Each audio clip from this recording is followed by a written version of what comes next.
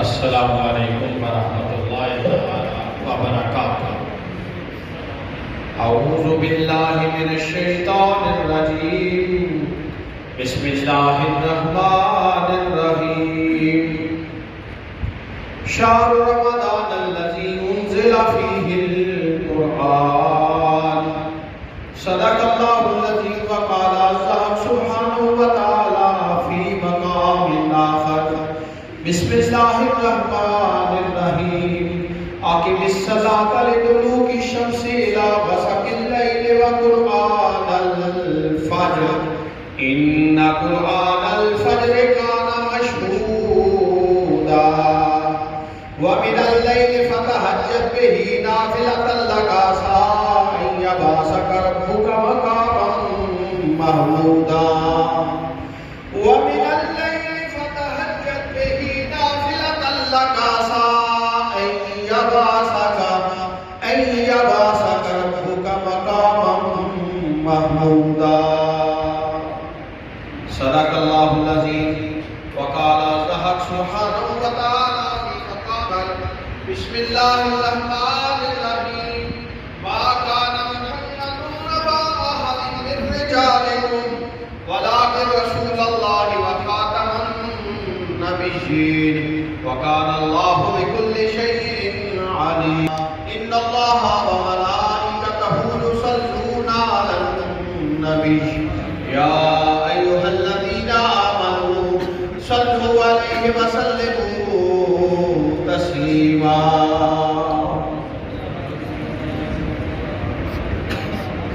اللهم صل وسلم وبارك على سيدنا محمد صاحب الوجه الانور۔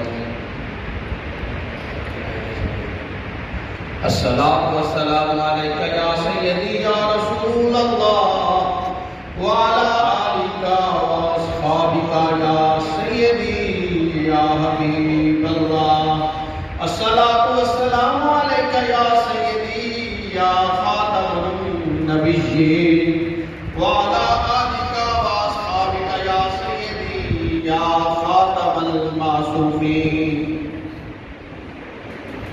اللہ خداوند قدوس جل جلالہ وعم نوالہ وأعظم شانہ واتم برہانہ کی لامحدود حمد و ثنا، اور اللہ سبحانہ وتعالیٰ کے پیارے حبیب حضور خاتم النبیین خاتم المعصومین جناب محمد کریم صلی اللہ علیہ وآلہ وسلم کی بارگاہ اقدس منظر میں درود و سلام کا ہدیہ اور نذرانہ پیش کرنے کے بعد اللہ خداوند قدوس کی بارگاہ عالی میں دعا ہے، حق سبحانہ و تعالی ہمارے گناہوں کو معاف فرمائے، اپنی مہربانی سے اور اپنے فضل سے ہمیں گناہ سے بچنے اور نیکی کرنے کی توفیق عطا فرمائے۔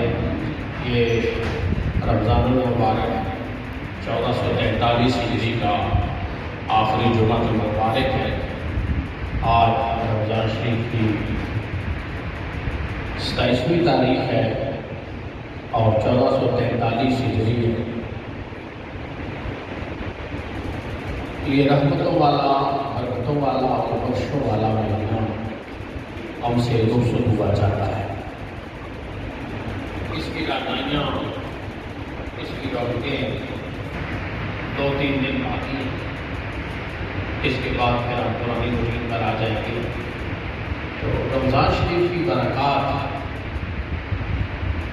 رحمت کا، بخشش کا، اور یہ عشرہ جو ہے آخری، یہ جہنم سے آزادی کا عشرہ ہے، جہنم سے آزادی۔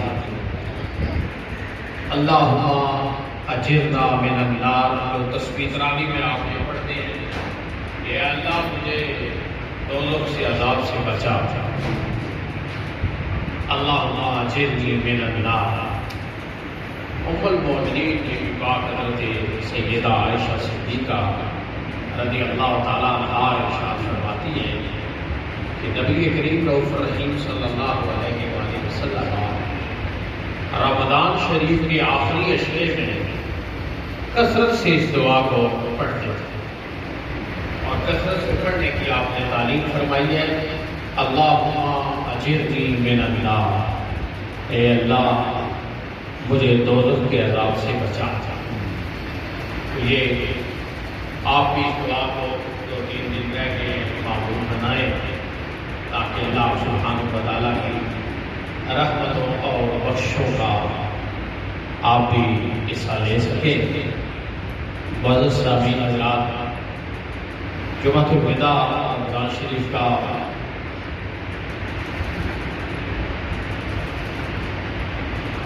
آج سے پوری دنیا کے اندر مسلمانوں میں عید کے بعد سب سے زیادہ جو اجتماع بڑا ہوتا ہے وہ رمضان شریف کے آخری جمعہ کا ہوتا ہے۔ تو جمعۃ الوداع کے موقع پر چند ایسے نزولی مسائل خطیب کے لیے ہیں کہ وہ لائیں، جس سے لوگوں کی اصلاح ہو سکے، انفرادی اصلاح بھی اور اجتماعی اصلاح۔ تو معزز حاضرین علیہ السلام، پہلی بات تو یہ ہے کہ آج کا دن اللہ سے بخشش طلب کرنے کا دن ہے، اپنے گناہوں کی معافی مانگنے کا دن ہے، اور دوزخ سے آزادی کا پروانہ حاصل کرنے کا دن ہے۔ تو اس مبارک موقع پر آپ اپنے لیے دعا کریں، اپنے والدین کے لیے بخشش کی دعا کریں، اپنے احباب کے لیے بخشش کی دعا کریں، کیونکہ جمعۃ المبارک کی ببرکت ساتھ ویسے ہی جمعۃ المبارک میں ایک ساتھ ایسی ہوتی ہے، حدیث شریف کے اندر آیا کہ جو بھی دعا کی جائے اللہ سبحانہ و تعالیٰ اسے شرف قبولیت عطا فرماتا ہے۔ اور رمضان شریف کا پھر جمعہ اور آخری جمعہ یہ تو اور زیادہ ببرکت ہے، اس کے اندر آپ اپنے لیے دعائیں کریں، اپنے والدین کی بخشش کے لیے دعائیں کریں، اپنے احباب کی بخشش کے لیے دعا کریں کہ اللہ تعالیٰ ہماری بخشش فرمائے، آپ سبحانہ و تعالیٰ ہمارے ماں باپ کی بخشش فرمائے اور ہمیں دوزخ کی آگ سے نجات عطا فرمائے اور محفوظ فرمائے۔ معزز حاضرین علیہ السلام، ایک مسلمان کے لیے اللہ سبحانہ و تعالیٰ کی بارگاہ میں مسجد شریف میں حاضر ہو کر نماز پڑھنے کے شرف سے بڑا کوئی شرف نہیں۔ بندہ اپنے رب کے حضور پیش ہو کر اپنی مناجات پیش کرتا ہے، اس معراج کے درجے پر فائز ہوتا ہے کہ وہ اپنے رب سے مابہم کلام ہوتا ہے۔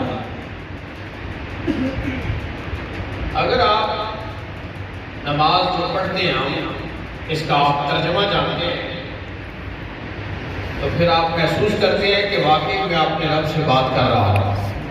سبحان اللہ کہہ دیں۔ بندہ ثنا پڑھتا ہے تکبیر تحریمہ کے بعد تو اپنے رب سے مخاطب ہوتا ہے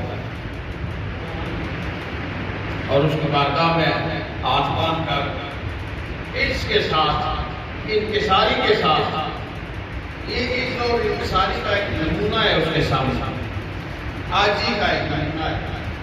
حضرت امام الائمہ کاشف الغمہ سراج الانوار حضرت امام اعظم ابو حنیفہ رحمۃ اللہ علیہ فرماتے ہیں کہ میں کوشش کرتا ہوں کہ مسئلہ قرآن سے بیان کروں۔ سبحان اللہ کے ہم تو رمضان شریف کی بڑی تھکاوٹ ہے جی کہ ہم نے پورا قرآن سنا ہے مہینے میں، اور حافظ صاحبان اور قاری صاحبان کہتے ہیں کہ پورے مہینے میں ہم نے سنایا ہے، تو بڑی ہم نے مشقت اٹھائی ہے، مجاہدہ کیا ہے، واقعی یہ مجاہدہ ہے۔ بڑے بڑے بندے رہ جاتے ہیں، توانا، جسیم، صحت مند، کہتے ہیں جس وقت حافظ صاحب حکم کرے اسی وقت ہم شامل ہیں، پہلے چلو ہم آرام کر لیں، یا کچھ بندے بیٹھ جاتے ہیں، آج کرسیاں بھی کم پڑ رہی ہیں، تو جس طرح ہماری سال پسندی ہے اس طرح تو پھر اگلے سال دعا دیں ہماری کرسیوں پر۔ صحت مند اور تندرست افراد 20 رکعت تراویح کی نماز پڑھنے سے کتراتے ہیں اور مہینے میں قرآن ختم ہوتا ہے. لیکن امام ابو حنیفہ کو آپ جانتے ہیں جو ہر رات تو اپنے قرآن کا ختم کیا کرتا ہے. ویسے اس کا نام ہم نے ادھر لکھا ہوا. اور کوئی بھی مسئلہ کسی نے پوچھنا ہو اصول کا یا فقہ کا اسے ایک دفعہ ابو حنیفہ کی بارگاہ میں حاضری ضرور دینی پڑتی. حضرت امام صاحب فرماتے ہیں میں زیادہ کوشش کرتا ہوں کہ مسئلہ قرآن سے ہی پہلے بیان کروں. اگر قرآن مجید میں اس کی دلیل نہ ہو تو پھر میں حدیث شریف سے لیتا ہوں کیونکہ حدیث شریف قرآن مجید کی آیات کی وضاحت کرتی ہے، تفسیر ہے. اور اللہ سبحانہ و تعالیٰ نے قرآن مجید میں ارشاد فرمایا ہے لَقَدْ كَانَ لَكُمْ فِي رَسُولِ اللَّهِ أُسْوَةٌ حَسَنَةٌ. تمہارے لیے محمد رسول اللہ کی زندگی کامل نمونہ ہے. تو قرآن مجید کی جو تھیوری ہے، جو احکام ہے، اس کا جو پریکٹیکل ہے، عملی نمونہ ہے، وہ ہمارے پیارے نبی صلی اللہ علیہ وسلم کی سیرت طیبہ ہے. حضرت امام صاحب فرماتے ہیں کہ مسئلہ قرآن سے نکالتا ہے. تو آپ سے پوچھا گیا کہ جو ہاتھ باندھنے کا مسئلہ ہے نماز کے اندر ہاتھ باندھنے کا جو مسئلہ ہے حدیث میں تو موجود ہے، قرآن سے کہاں سے نکالتے ہیں؟ فرمایا 15واں پارہ کھول. اللہ سبحانہ و تعالیٰ ارشاد فرماتا ہے وَقَضَىٰ رَبُّكَ أَلَّا تَعْبُدُوا إِلَّا إِيَّاهُ وَبِالْوَالِدَيْنِ إِحْسَانًا. تمہارے رب نے یہ فیصلہ کیا ہے کہ عبادت اسی کے لیے خاص ہے اور والدین کے ساتھ اس نے سلوک کرنا، اور جہاں پر اس نے سلوک کا حکم فرمایا ہے ساتھ میں تعلیم کروائی ہے کہ ماں باپ کے اگر بوڑھے ہو جائیں، ان میں سے ایک پورا ہو جائے یا دونوں پورے ہو جائیں، فَلَا تَقُلْ لَهُمَا أُفٍّ. ماں باپ کو اف نہیں کہتے، اف نہیں کہہ سکتے. اف کہنا حرام ہے، شریعت کسے وَلَا تَنْهَرْهُمَا. اور ماں باپ کو اونچا بھی نہیں بول سکتے، جھڑک بھی نہیں سکتے. سبحان اللہ. وَقُلْ لَهُمَا قَوْلًا كَرِيمًا. اور جب بھی اسے بات کرنی ہے وہ کریمانہ لہجے میں کرنی ہے.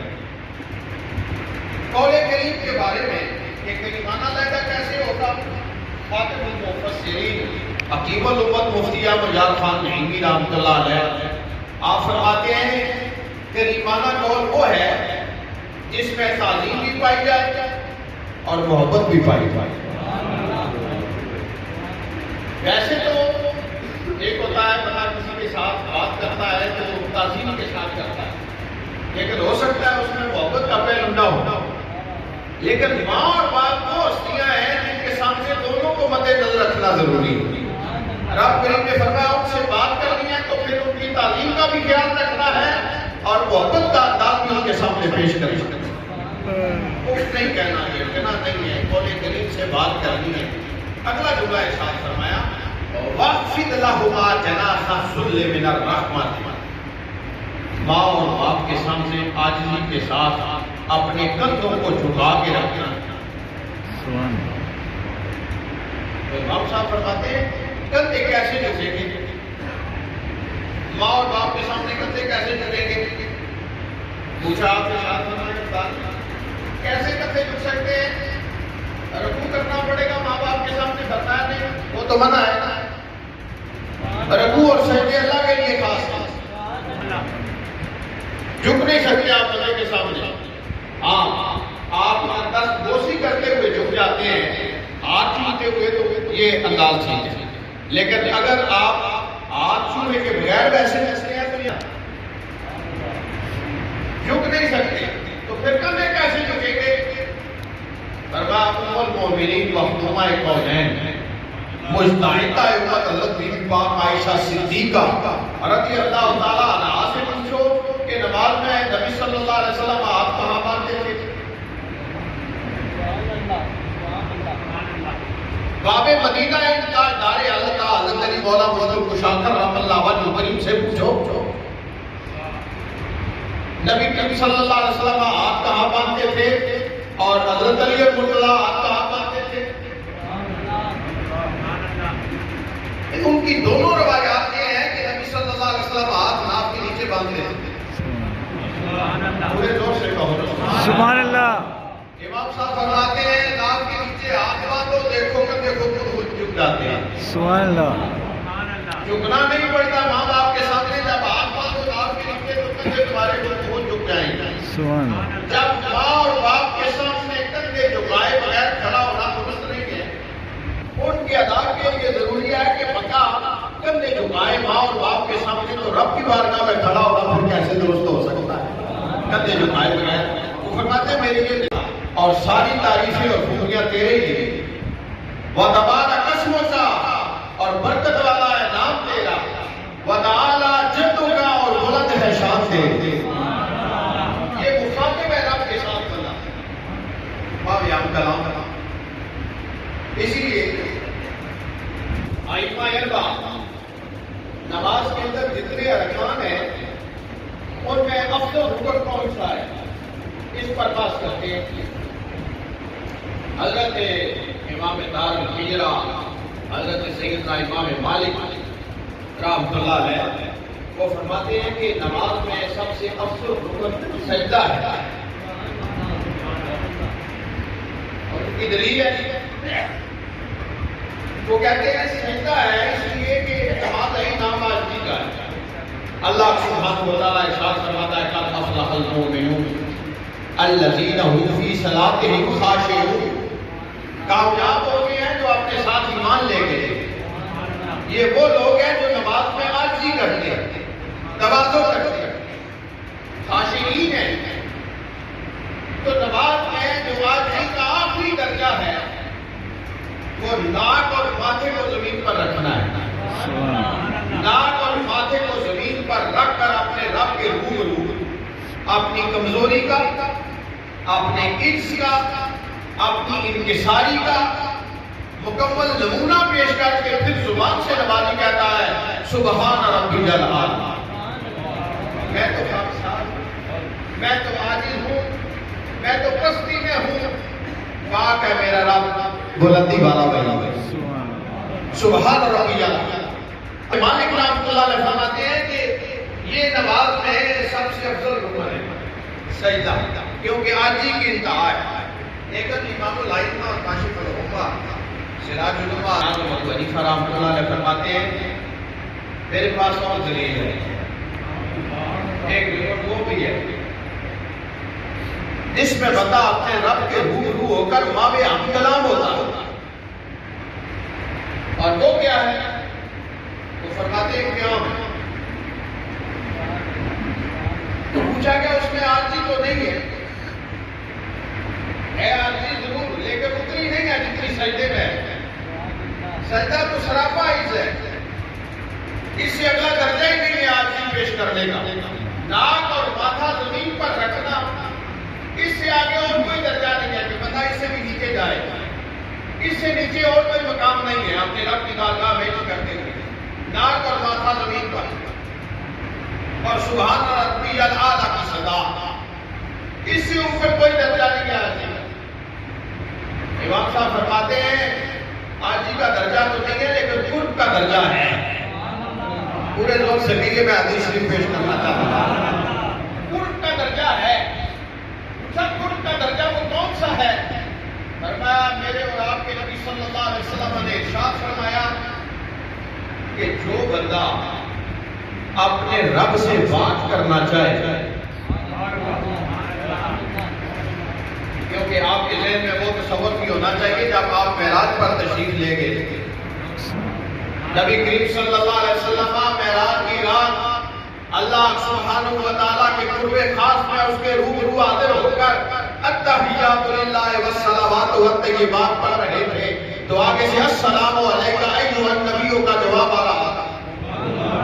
یہ وہ مقام خاص ہے, یہ معراج تھی کہ رویت باری تعالیٰ کا شرف اور اللہ سبحانہ و تعالیٰ سے ہم کلامی کا شرف, یہ معراج تھی. اور واپسی پر اسی معراج کا یعنی نماز کا تحفہ امت کے لیے لے کر آئے اور فرمایا الصلاۃ معراج المومنین. فرمایا میرا جو امتی اپنے رب سے کلام کرنا چاہے تو اسے چاہیے کہ نماز میں قرآن پڑھے. نماز میں جب قرآن پڑھے گا اسے رب سے ہم کلامی کا شرف نصیب ہو جائے گا.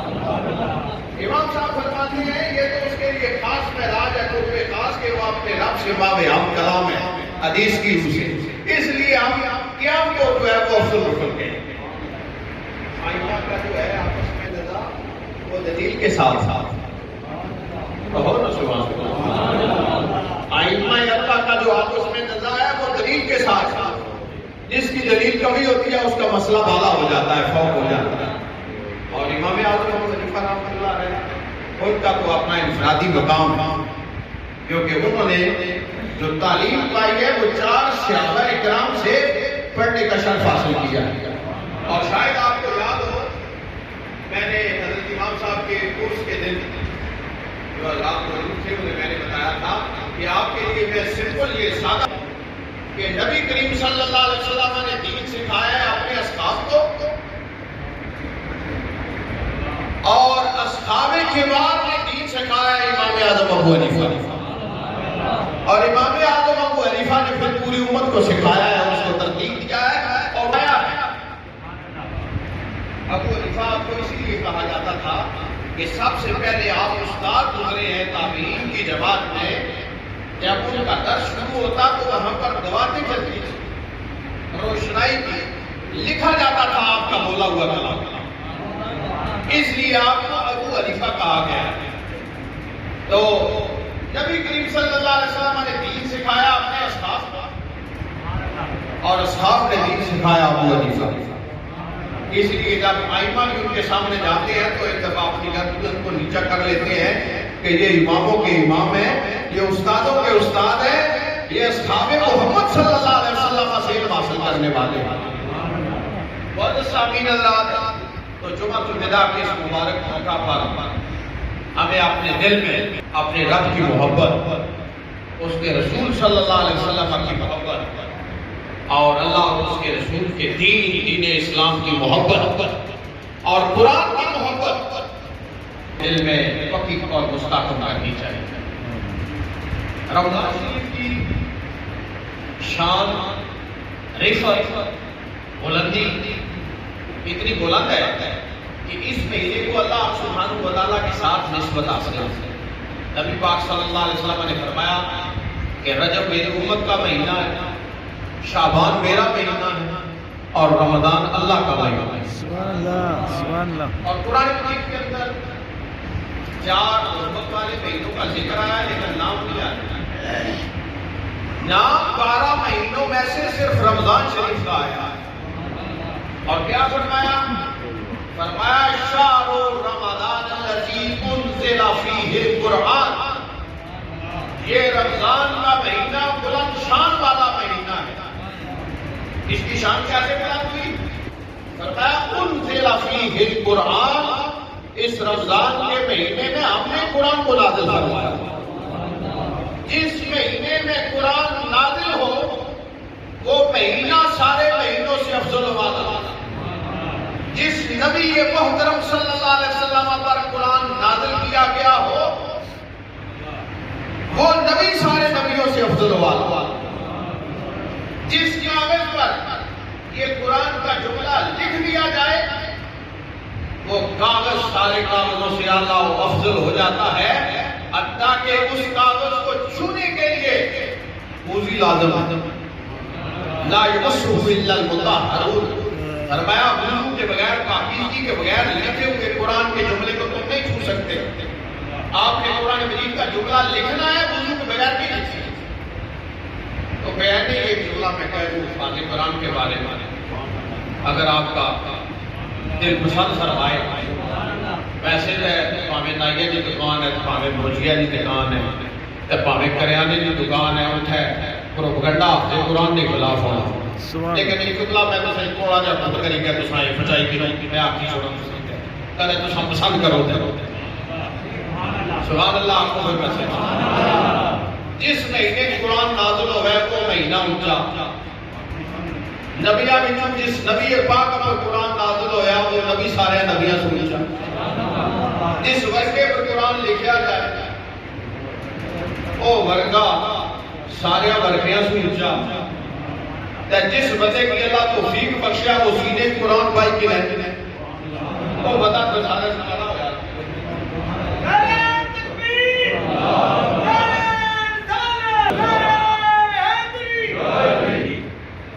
وہ بندہ بھی قرآن کی نسبت سے پھر دویا بندہ جاتی رہنا اللہ اس کی مقام دے آسان شاہدے 10 سال پڑھنے رہے کہیں نہیں حافظ ہوئی سکتے کہیں 6 مہینے بھی حافظ ہوئی سکتے یہ اس کرم دا عملی خطرہ میں ان کا پکارنا توجہ فرمائے میاں صاحب فرمانے اس کرم دا عملی خطرہ تے میں دے بس نہیں اگڑا لفظ ہاتھ نہ آوے اگڑا دے وچ رہ یہ تو اس کی اپنی مہربانی اور اپنا فضل ہے جسے عطا ہوتا سبحان اللہ یہ کوشش بھی ہے لیکن اس کا اپنا فضل اسے پسند کرتا ہے دیکھیں بارش ہر جگہ پر برستی ہے لیکن کسی کھیتی کو رب توفیق بخشتا ہے کہ وہاں سے خوشبودار پھول نکلے اور کسی جگہ پر بارش برسے تو زیادہ بدبو اٹھتی ہے کیونکہ وہ جگہ جو گندی ہوتی ہے یہ اس کے اپنے فضل کے معاملے ہیں لہذا اسی لیے حدیث شریف کے اندر فرمایا گیا ہے کہ اس کی بارگاہ میں عافیت کا سوال کرو اور اس کی بارگاہ میں اس کے فضل کے طلبگار رہو اس کی بارگاہ سے فضل اور توفیق مانگو اس کی توفیق اور احسان سے ہی ممکن ہے کہ بندہ نیکی کر سکتا ہے اسی لیے آپ تیسرے کلمے میں بھی یہ اپنے عقیدے کا یاد کرتے ہوئے کہتے ہیں ولا حول ولا قوت الا باللہ العلی العظیم گناہ سے بچنے اور نیکی کرنے کی توفیق نہیں مگر اللہ کے عطا فرمانے سے لیکن جس بندے کے دل میں اللہ کا خوف آ جائے تو پھر اسے چاہیے کہ رشوت خوری سے بچے اسے چاہیے کہ ڈاکٹر بننے کے بجائے کسائی نہ بننا پڑے اسے چاہیے کہ جیلی دوائیاں فروخت نہ کرنا اگر دکاندار ہے تو اسے چاہیے کہ چیزوں میں ملاوٹ نہ کرے ملاوٹ شدہ چیزیں نہ بیچے ان ملاوٹ سے بندے کے جگر ختم ہو جاتا ہے گردے ختم ہو جاتے ہیں نقصان ہوتا ہے اور پتہ ہے اس کی وعید کتنی ہے نبی کریم صلی اللہ علیہ وسلم نے ارشاد فرمایا من غش فلیس منا جو ملاوٹ کرتا ہے وہ ہم میں سے نہیں نبی کریم صلی اللہ علیہ وسلم اپنے گروہ سے اسے خارج کرا دیا تو یہ چیزیں جو ہے یہ معاشرتی برائیاں ہیں جس برائی سے انسانیت کا استحصال ہو وہ رب کے نزدیک سب سے زیادہ کبھی ہے اور آخری جملہ میں کہنا چاہتا ہوں وہ ہے سود خوری سود خوری استحصال ہے پورے معاشرے کا انسانیت کا استحصال